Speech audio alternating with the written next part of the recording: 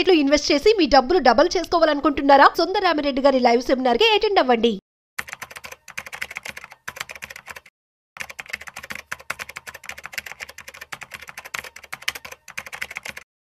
నమస్తే, welcome back to Suman TV. Present మనతో పాటు ఉన్నారు స్టాక్ మార్కెట్ అనలిస్ట్ సుందరరామిరెడ్డి గారు. నమస్తే సార్. నమస్తే మా సార్, గోల్డ్ ప్రైసెస్ గురించి మాట్లాడుకుంటే మరి ఈరోజు 1,25,000 దాటేసింది. సిల్వర్ కూడా అంతే ఉంది. అంటే చాలా మంది, కొంతమంది అనలిస్టులు ఏం చెప్తున్నారంటే తగ్గుతుందని కొంతమంది అంటున్నారు, లేదు తగ్గదు, ఇంకా పెరిగే ఛాన్సెస్ ఉన్నాయంటున్నారు. మరి ముందు చూస్తే ఫెస్టివల్ సీజన్ ఉంది, దంతెరాస్తో కూడా గోల్డ్ చాలా ప్రాముఖ్యత ఉంది కాబట్టి చాలా మంది కొనడం చూస్తాం. అంటే మరి ఇలానే ఉంటే గనక డిమాండ్ ఉంటే సప్లై ఉంటుందని అంటారు కదా, సో మరి ఇది తగ్గే ఛాన్స్ ఉన్నాయంటారా, ఇంకా పెరుగుతుంది అంటారా? అంటే మామూలుగా అయితే ఏదైనా బాగా పెరిగింది అనుకోండి, అది ఎంతకంత టైం కరెక్షన్ అంటే పడకుండా అంతే ఉంటాం కానీ, లేకపోతే పడిపోవటం కానీ జరుగుతుంది అనమాట. మేము టెక్నికల్ టైం కరెక్షన్ లేదా ప్రైస్ కరెక్షన్ అంటూ ఉంటాం. అయితే ఈసారి గోల్డ్ ఏం జరిగిందంటే వరల్డ్ వైడ్గా సెంట్రల్ బ్యాంక్స్ మొత్తం కొంటున్నాయి, ఈ రేట్ దగ్గర కూడా కొంటున్నాయి, ఈ రేట్ దగ్గర కూడా. అండ్ ఎందుకు ఇంతగా గోల్డ్కి డిమాండ్ వచ్చిందంటే, ఇంతకుముందు వరల్డ్ వైడ్గా అసెట్స్ అంటే లేదు, ఒకటి డెట్ ఫండ్స్, 2 ఈక్విటీ అనమాట. డెట్ ఫండ్స్ ఒకటే టోటల్ అసెట్స్లో 45% ఉంటుంది వరల్డ్ వైడ్ చూసుకుంటే. 45% డెట్ ఫండ్స్, ఎక్కువ శాతం గవర్నమెంట్ సెక్యూరిటీస్ కావచ్చు లేదా బ్యాంక్ డిపాజిట్స్ కావచ్చు, ఈ టైప్ అనమాట. 40% స్టాక్స్, ప్రపంచవ్యాప్తంగా అన్ని స్టాక్స్లో పెడుతుంటారు. అంటే మనం ఆస్తులు అనుకునే ప్రపంచవ్యాప్తంగా ఎక్కువ శాతం ఏదో డెట్ ఫండ్స్ లేదా ఈక్విటీ 90% ఉంటాయి, ఆల్మోస్ట్ 95% ఉంటాయి అనమాట. మిగతా పర్సంటేజ్ ఏంటంటే 5% ఆల్టర్నేటివ్ ఇన్వెస్ట్మెంట్ ఫండ్స్ అంటారు. ఆల్టర్నేటివ్ ఇన్వెస్ట్మెంట్ ఫండ్స్ అంటే like REITs, real estate, IPO రాని కంపెనీస్, ఇలాంటివి అనమాట. వాటిలో పెడతారు ఆల్టర్నేటివ్ ఇన్వెస్ట్మెంట్ ఫండ్స్.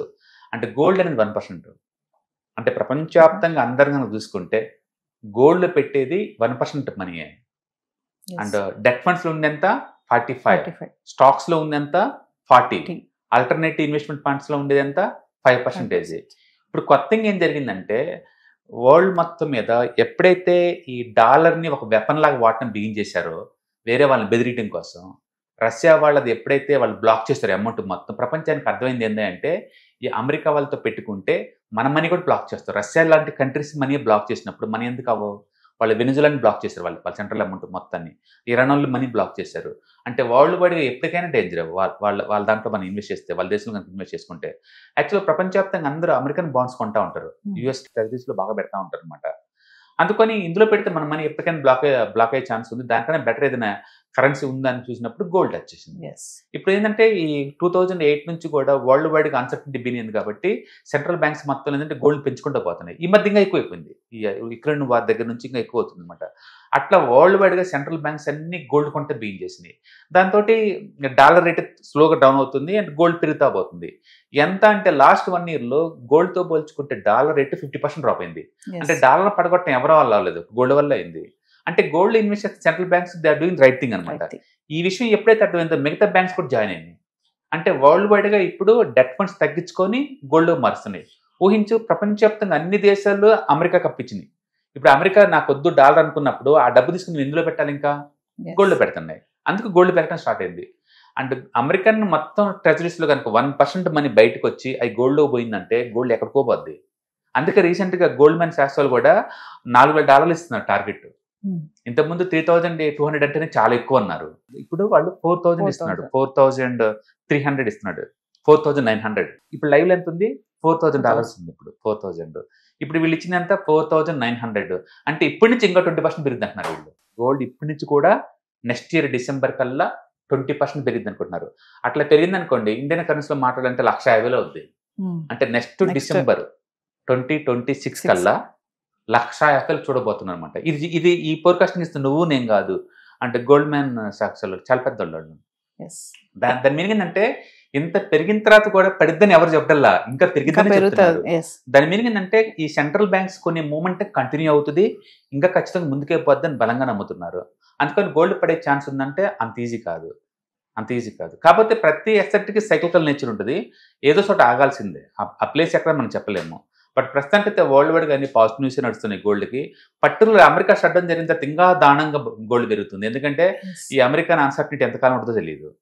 వాళ్ళది అంత అన్సర్టనిటీ ఉన్న దేశంలో మన ఎందుకు డబ్బులు ఇన్వెస్ట్ చేయాలా? అందులో జపాన్ కావచ్చు, బ్రిటన్ కావచ్చు, చాలా హెవీగా ఇన్వెస్ట్ చేసినాయి అమెరికన్ ట్రెజరీస్లో. రేపొద్దున వాళ్ళు అమెరికన్ ఎకానమీ డౌట్ వచ్చింది అనుకోండి, వాళ్ళు కూడా లాగేస్తుంటారు. వాళ్ళకి ఇంకా పెద్దగా మూవ్ అవుతుంది. మొత్తం మీద అమెరికన్ డాలర్ తగ్గితే డబ్బుని తిరిగిపోద్ది. Next question gold. అందుకని గోల్డ్ బీనింది అనమాట. అందుకని ఈసారి గోల్డ్ మిగతా రోజుల్లాగా పెరిగింది ప్రతిసారి పడిద్ది అంటే పడకపోవచ్చు ఈసారి.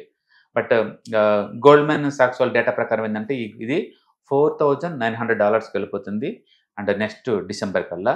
దాని అర్థం ఏంటంటే ఇండియన్ కరెన్సీలో ఇప్పుడున్నది 1,25,000 దాటింది కదా, మనది 1,50,000కి వెళ్ళిపోతుంది, పోయే ఛాన్స్ ఎక్కువ ఉంది. కాబట్టి గోల్డ్ రేట్ డ్రాప్ అవుద్దంటే డ్రాప్ అయ్యే ఛాన్స్ చాలా తక్కువ. టైం కరెక్షన్ జరగచ్చు, 2-3 months వరకు ఆగిపోయి ఉండొచ్చు, కానీ బట్ టూ మచ్గా పడదు అనమాట.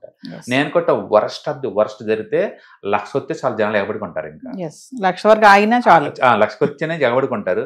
పడే ఛాన్స్ చాలా తక్కువ, ఈ ఎపిసోడ్ మొత్తంలో ఎక్కువ మంది లాస్ అవుతుంది వెస్టర్న్ కంట్రీస్ వాళ్ళు.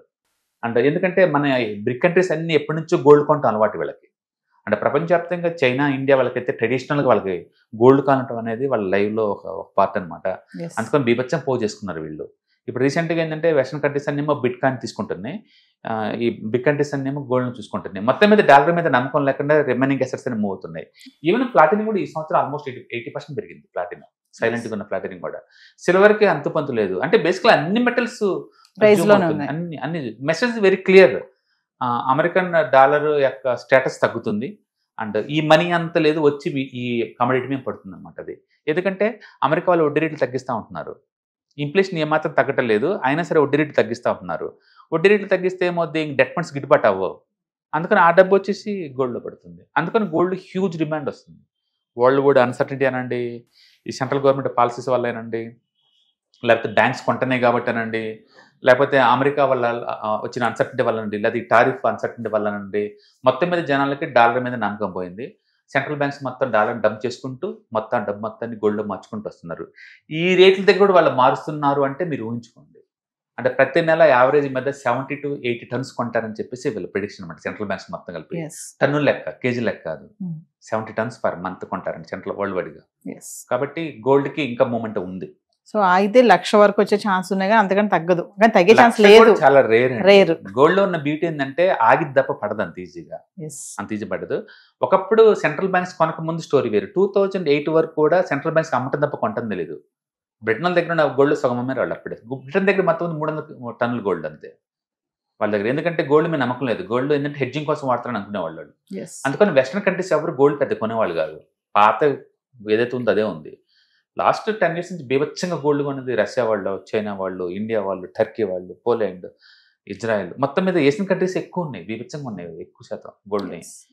అంటే ముందు రోజుల్లో గోల్డ్కి ఒక కరెన్సీకి ఆల్టర్నేటివ్ వాడుతున్నారు గోల్డ్ని. యాక్చువల్ చెప్పాలంటే డాలర్ రిజర్వ్ స్టేటస్ తగ్గించి అండ్ గోల్డ్కి కరెన్సీ లాగా స్టేటస్ పెంచుతున్నారు, జరుగుతుంది అది. బహుశా గవర్నమెంట్ పాలసీ మీద నమ్మకం లేదు, అమెరికన్ గవర్నమెంట్ పాలసీ మీద ఈ డాలర్ మీద నమ్మకం లేక సెంట్రల్ బ్యాంక్స్ రిస్క్ని తగ్గించుకోవడం కోసం బీన్ చేసింది, అది కంటిన్యూ అవుతుంది. ఒకప్పుడే హెడ్జింగ్ అన్నారు, ఇప్పుడైతే మూమెంట్ ఉంది, దాంట్లో టూ మచ్గా మూవ్ అవుతుంది మార్కెట్ అటు ఇటు. అందుకని అప్పుడప్పుడు ప్రోడక్ట్ బుక్ చేసుకుంటూ పడ్డప్పుడు కొనడం బెటర్ అనమాట. అది లాంగ్ టర్మ్ ఇన్వెస్టర్ లాగా ఉండే బదులు. Thank you.